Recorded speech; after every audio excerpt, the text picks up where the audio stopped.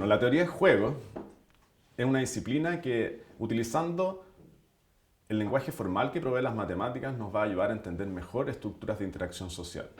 Lo primero que tenemos que hacer es entender qué es lo que es un juego. Y un juego nosotros lo vamos a caracterizar a partir de un conjunto de elementos.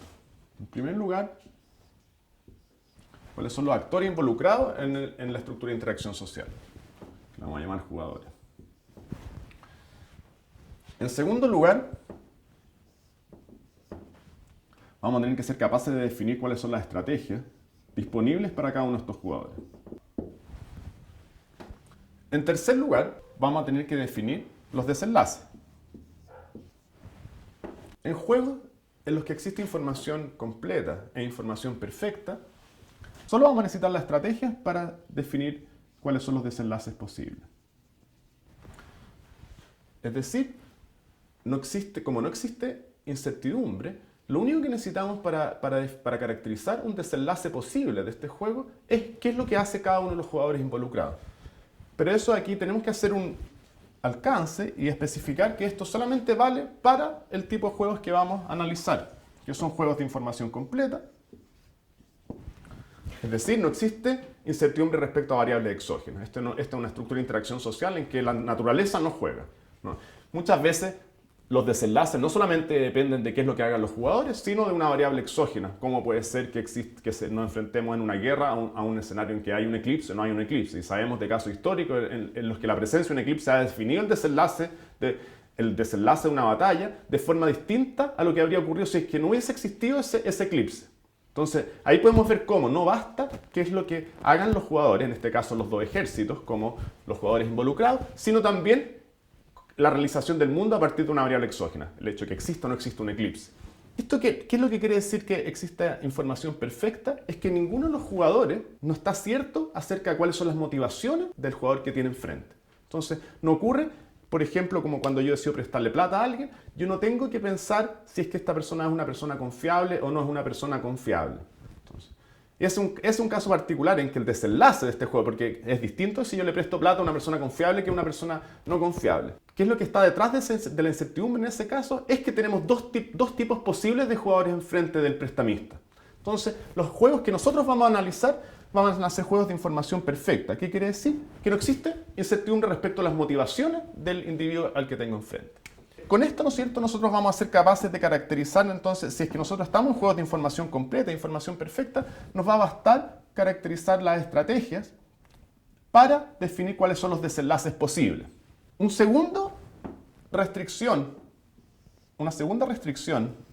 o limitación inicial con la que nosotros funcionaremos es que para caracterizar las estrategias es distinto caracterizar estrategias en estructuras de interacción simultánea a caracterizar estrategias en estructuras de interacción secuencial.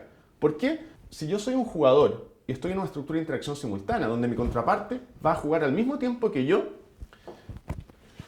lo único que necesito para definir mi estrategia son mis acciones posibles. En cambio, si es que yo me enfrento a estructuras de interacción secuencial, ¿qué es lo que puede ocurrir? Que yo me voy a enfrentar a distintas contingencias. Entonces, si es que un jugador juega primero y otro después, ¿no es cierto? Entonces, tenemos casos, por ejemplo, con las guerras, cuando existe un preemptive attack, ¿no es cierto? Que es lo que quiere decir que una de las otras partes ataca primero. Yo, ¿qué es lo que tengo que...? Si una sola de las partes tiene la capacidad de implementar un preemptive attack, yo, como parte de mi estrategia, ¿qué es lo que tengo que hacer? Es definir cuáles van a ser las acciones que yo voy a implementar para cada una de esas posibles contingencias, que el ejército me ataque o no me ataque. Entonces, la definición de la estrategia va a ser uno de los elementos que se van a requerir para definir la estrategia es la estructura, es la secuencialidad de la interacción. Pero en el ejemplo que nosotros vamos a analizar, solamente vamos a considerar el tipo de interacción va a ser interacción simultánea. Entonces este es el mundo en el que nosotros nos vamos a estar moviendo. Por supuesto que, y la gracia de este conjunto de clases que nosotros les vamos a presentar, la idea va a ser ir modelando cada vez estructuras de interacción más complejas, en las que vamos a relajar estos supuestos de información completa y vamos a considerar juegos en los que exista incertidumbre respecto a variables exógenas, vamos a considerar juegos en los que exista información imperfecta. ¿Esto qué quiere decir? Que van a existir incertidumbre respecto a asimetrías de información, es decir, que nosotros no vamos a saber, no cada jugador va a saber a quién tiene enfrente. Y vamos a considerar juegos de interacción secuencial, donde van a ser otros, para poder entenderlos vamos a tener que introducir otros elementos, no tanto para caracterizar los jugadores, la estrategia, los desenlaces. Sí, en el ámbito de la estrategia, ¿no es cierto? Va a haber un elemento adicional porque, como les decía recién, yo voy a tener que especificar qué es lo que yo voy a hacer frente a distintas posibles contingencias. Pero sobre todo, vamos a ver que los conceptos de equilibrio que yo voy a utilizar van a tener que ser distintos. Ya, dado que nos estamos moviendo en este mundo, en un mundo de información completa, perfecta y de interacción simultánea, como yo les decía recién, los desenlaces están caracterizados en forma exhaustiva por las estrategias que implemente cada uno de los agentes.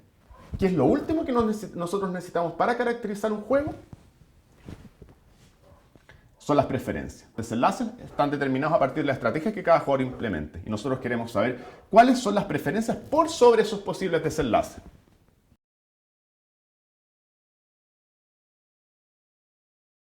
Nosotros establecimos que para caracterizar un juego nosotros tenemos que ser capaces de identificar los jugadores involucrados, las estrategias que cada uno de ellos dispone, los desenlaces del juego. Como estamos en juegos de información completa y perfecta, los desenlaces del juego están determinados en forma exhaustiva. ¿Por qué? Por las estrategias que implemente cada uno de los jugadores. Y, en último lugar, las preferencias, es decir, cómo cada uno de los jugadores evalúa desde la perspectiva de su deseabilidad individual cada uno de estos desenlaces. Ahora, la pregunta que nosotros nos podemos hacer es ¿para qué queremos hacer esto? Y acá, al menos en la tradición más económica, el objetivo principal es poder desarrollar predicciones. Si nosotros estamos considerando un juego en el que existen dos estrategias a implementar por cada uno de los jugadores y existen dos jugadores, el conjunto de desenlaces posibles son 4. Entonces el ejercicio que nosotros queremos ser capaces de establecer es decir, ¿cuál de esos 4 desenlaces posibles es más probable que se realice? Para esto, ¿qué vamos a necesitar? Además de un modelo de agencia humana, es decir, de un modelo de decisión del individuo, que en nuestro caso va a ser la teoría de elección racional, vamos a necesitar una noción de equilibrio. El ejemplo que nosotros vamos a ocupar es la definición más conocida, que se conoce como equilibrio de Nash. En segundo lugar, nosotros nos va a interesar ser capaces de evaluar los desenlaces posibles. Supone que el ejercicio de predicción nos estamos moviendo en el ámbito de la ciencia positiva, es decir, no hay juicios de valor involucrados. Sí existen metodologías, elecciones metodológicas, pero nosotros estamos describiendo el mundo tal como es. Cuando nosotros hablamos de evaluar, estamos moviéndonos en el ámbito normativo. Entonces, este conjunto de desenlaces posibles va a tener nosotros bajo algún criterio de ordenamiento social específico, la voy a llamar COS, puede ser la eficiencia del desenlace social, por ejemplo. Podemos construir una escala de los desenlaces posibles en términos de su deseabilidad social. No tienen por qué coincidir ambos, no tiene por qué ser la predicción que nosotros realicemos, predicamos a partir de las nociones de la teoría de elección racional y la noción de equilibrio que nosotros utilicemos, no tiene por qué coincidir con la deseabilidad de ese estado social a partir de un criterio de ordenamiento social específico como la eficiencia. Si nosotros tenemos, por ejemplo, 4 desenlaces posibles, el desenlace A, B, C y D, ¿qué es lo que puede ocurrir? Que el desenlace, la noción de equilibrio nos diga que el desenlace más probable es el desenlace A. Sin embargo, si después nosotros ocupamos un criterio de ordenamiento social como el de la eficiencia, nosotros podemos decir que es el estado C, el estado en donde se alcanzan mayores niveles de eficiencia social. Por supuesto, pueden existir otros criterios de ordenamiento social que además de la eficiencia consideren la equidad en la distribución de los pagos. Entonces, eso es importante tener en mente. Nosotros acá, en el ámbito de la predicción, ciencia, ¿no es cierto? Acá estamos haciendo filosofía moral. Por lo tanto, va a depender nuestro ordenamiento social a partir de qué tradición de la filosofía moral nosotros adscribamos.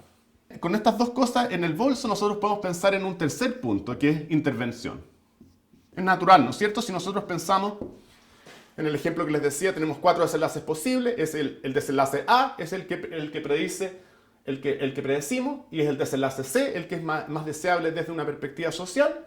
Entonces, ¿qué es lo que nosotros podemos pensar? Es, bueno, ¿cómo desplazamos el sistema desde el estado A al estado C? La subdisciplina que nos permite realizar este ejercicio se conoce como diseño mecanismo. aunque tiene ciertas connotaciones que algunas personas no se pueden sentir cómodas, también podemos hablar de ingeniería social, ¿cierto?